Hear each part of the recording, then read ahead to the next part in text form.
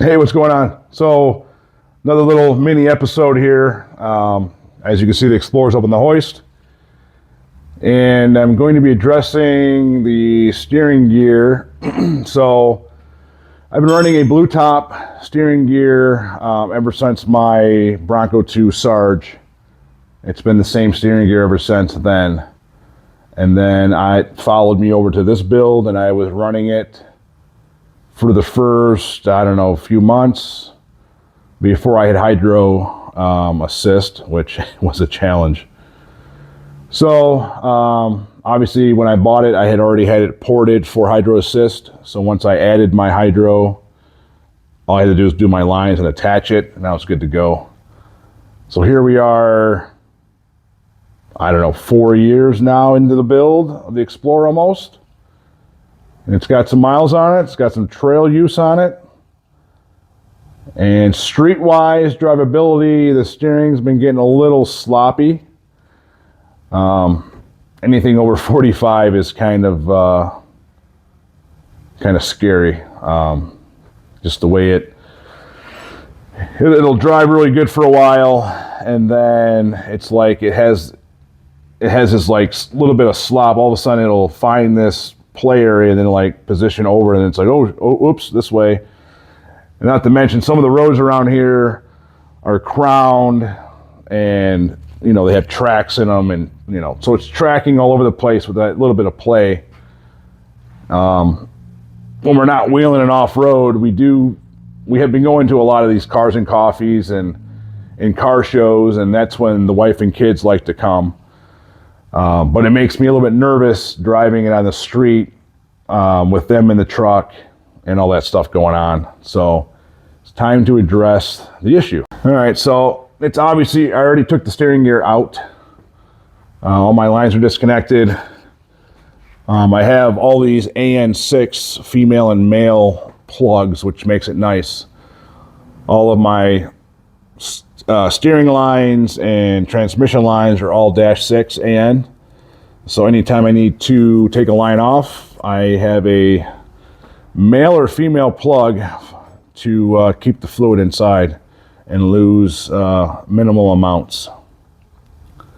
You guys probably haven't seen this in a while since I built the truck.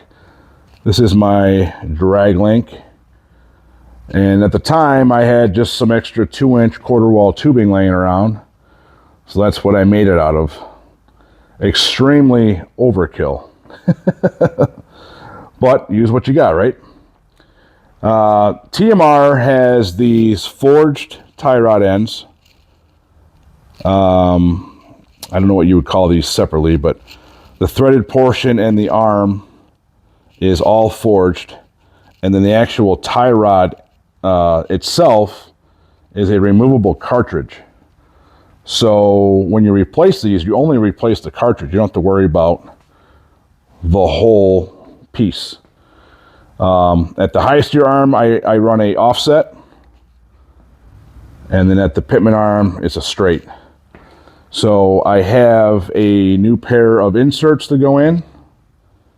And then now that I have a whole bunch of 1 3/4 120 wall tubing, I'm going to remake this drag link with 1 3/4 120 wall. This thing is so heavy, and it's way overkill. So probably going to be at least half the weight of what this one weighs. Because right now with the offset joint, it does want to sit in the truck kind of leaned down just because of the nature of that. So I'm hoping with shedding that much weight, it'll help this stay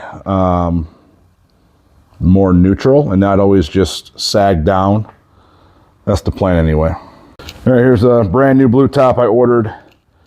I was going to send the old one in and have it gone through, but I probably still will. But I also did take a hell of a hit one time climbing a hill, and it jarred this truck like insane. I hit something on the front driver and it just boom. And then ever since that, my steering wheel was like 180 off. And it's kind of weird because none of my tie rod or drag link stuff moved on me. So they're not supposed to slip or whatever inside those gearboxes, but like I said, there's no evidence anywhere else that changed. So to correct that, I had to just put my steering wheel 180 to make it center, and then I still had full left and right lock to lock. So I don't know, this doesn't really make a lot of sense, but it's been working fine the way it was. So yeah, anyway, the new one's here. Again, tapped and ported for my hydro assist. And then if you watch any of my build videos, Russell makes fittings for virtually anything. So these are my fittings that go into the low and high pressure ports of the gearbox. And then that converts those to AN-6. Makes everything like a factory fit. And everything's removable and serviceable. All right, here's all the new parts laid out. These are the 2.5 ton cartridges from TMR. So the reason why I went this route was because TMR offered 2.5 ton tie rod ends with a GM 1 ton taper, which is what I'm very familiar with using. Everything else is more or less Jeep related. It has a JK or JL tapers on them. And I already had the reamer drill bit for my pitman arm to do a GM 1 ton taper. So I was really happy to see that TMR offered something that I needed. And then there's a tool that they sell. This is how the inserts come off. Put a big pipe on it or just a 1/2 inch breaker bar. And that's how the inserts come out. Put them in some blue Loctite. Like I said, these have been on the truck for a while and have never loosened up, knock on wood. So super sweet setup. And then you get new grease boots, grease zerks, cotter pin, and then 2 styles of nuts. Either cotter pin style or lock nut. My 2 bungs. These are from Barnes 4-wheel drive, just because I had some other orders going with them. And so yeah. Just took a quick measurement. I just went from my center, my zerk, to the edge of the threaded portion, just to keep a measurement. So when I rethread the new rod on, I'll have my length within close to spec, which doesn't matter on camera, but it's 29 3/4. So I'll take these off, put these in the vise, break the inserts loose, measure this tube to make a new tube out of the 1 3/4, go from there. And here they are unthreaded, and the new inserts are threaded on, just to verify everything is good to go before I start welding.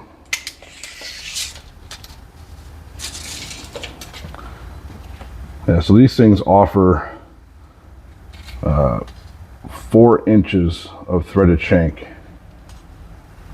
which is awesome. So I kind of had, the bar actually could have been about almost 2 inches shorter, because I had these kind of choked up more, but right now they're dead center on adjustability. So I will make the new bar a little bit shorter, and then it'll be that much lighter. All right, there's the first one out. Like I said, I had a blue Loctite it in, took the torch, heated up the Loctite, tool with the breaker bar, loosen it up, and it threaded out just perfectly. So I'll put you guys on the tripod for a second, and I'll put the new one in. Well, the cool part with these inserts is they're all the same. They're all right hand thread, so you don't got to worry about messing up or ordering this and that. The outer part where the inserts go are all the same thread. the forged parts, obviously there's a left and a right. Let's leave these nuts on. Blue Loctite.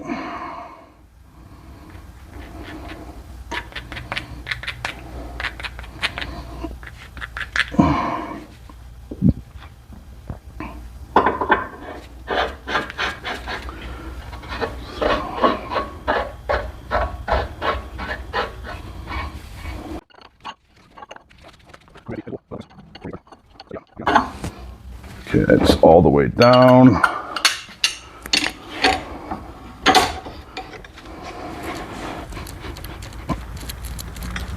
Now we'll sit it down.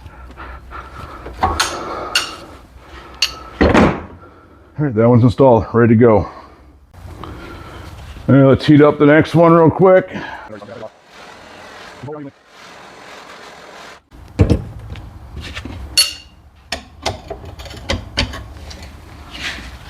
There we go.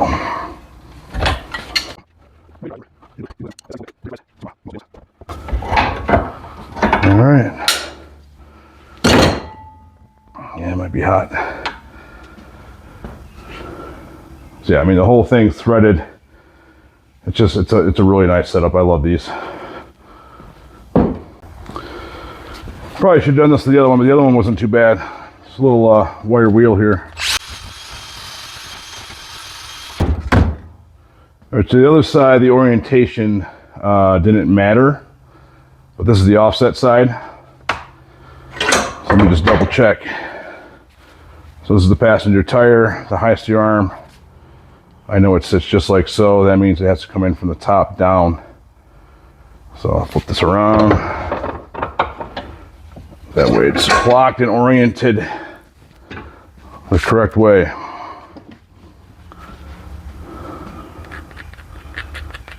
Blue Loctite. Probably too much, but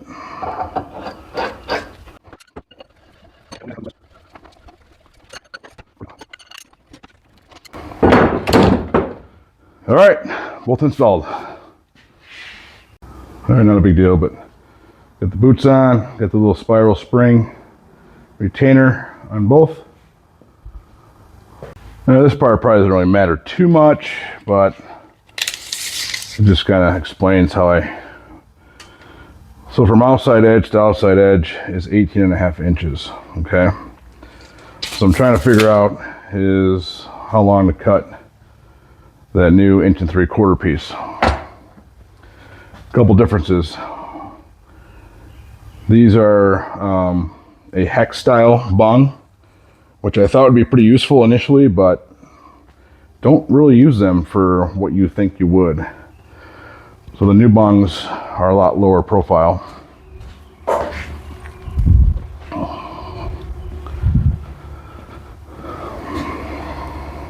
So thinner. Anyway, overall length 18.5 inches. These nuts are 3/4 of an inch thick. Each nut, I exposed one whole width of a nut, so 3/4 of an inch, 3/4 of an inch. That's 1.5 inches shorter. So 18.5 minus 1.5 inches is 17 inches overall length for the new bar, end to end. When you recess this into the tube, it's basically 3/8 of an inch from the edge to the chafer or chamfer. So 17 minus 3/8 minus 3/8. The new tube is 16.25 inches long.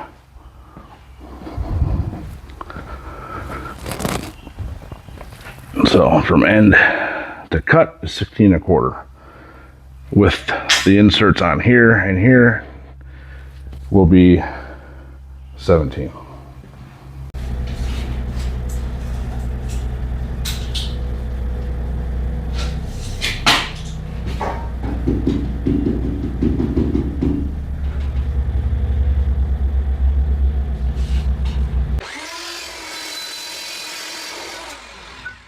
All right, so I just cut the tube. I always take a file and get any burrs off the edges.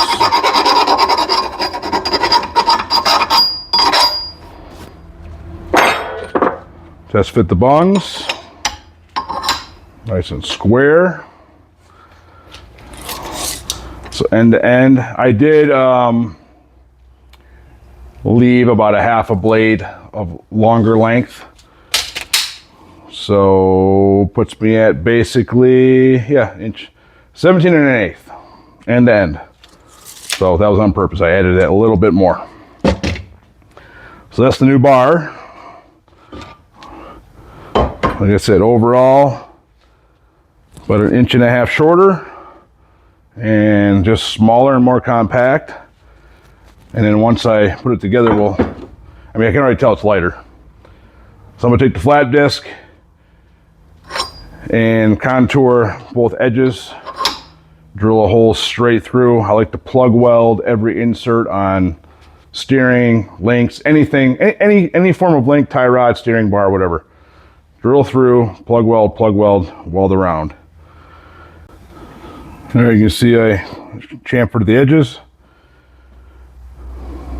And then I basically took the insert, figure out how far in it went, punch, drill the hole straight through, 3/8 size hole. So now these just slip in. So I got 2 plug welds per side and then weld around the edge and it's ready to go.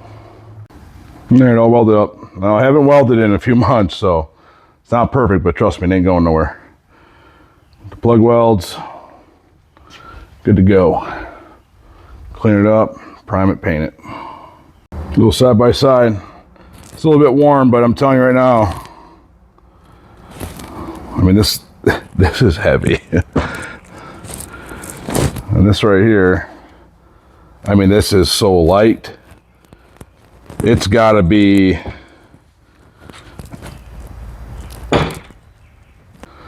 at least half, if not more, lighter. And I just went ahead and threaded in both sides, and then remember that measurement I took? So from the center of this grease zerk to that line right there was 29 3/4, and that's where we're at right now. All right, so steering box is already in. Got all my fittings cleaned up, put those on nice, good and tight. And probably can't see these. And got the other fittings on. So ready to go. Bluetop puts a blue line to center everything. So that's all lined up.